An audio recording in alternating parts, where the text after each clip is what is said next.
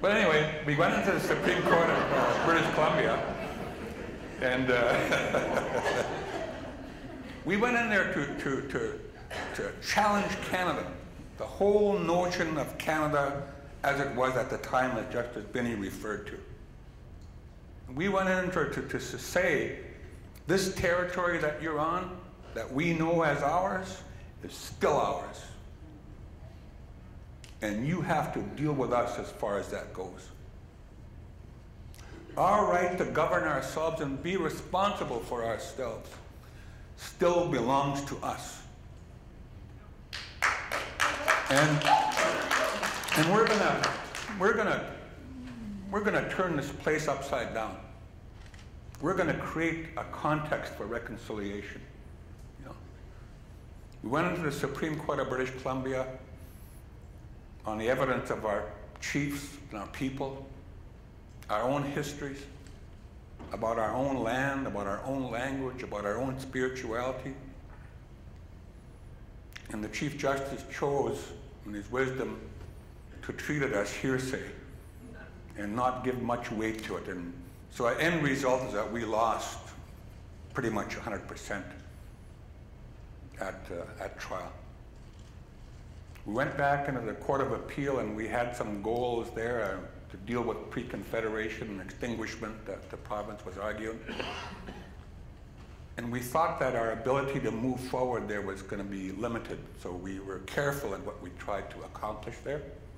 What we were trying to do was to create an opportunity to go to the next level, which we did. And we gained some ground there, good ground to bring forward.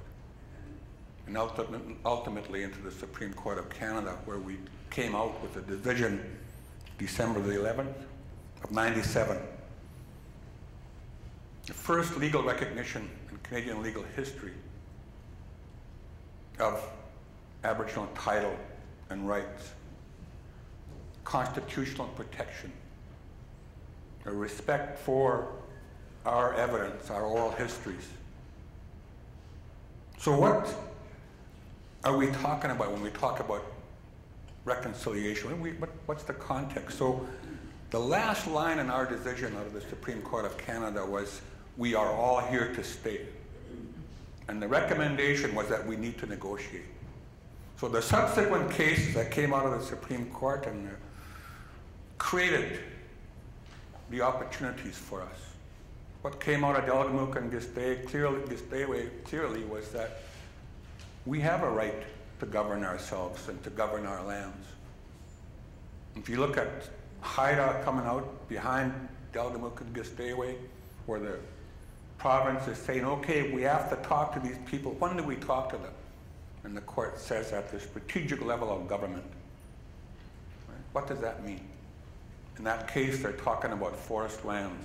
That means when the Crown is talking about making land use plans and decisions regarding Haida land, that's when they need to be talking to them. And the Haida have to be able to talk to them at that same level.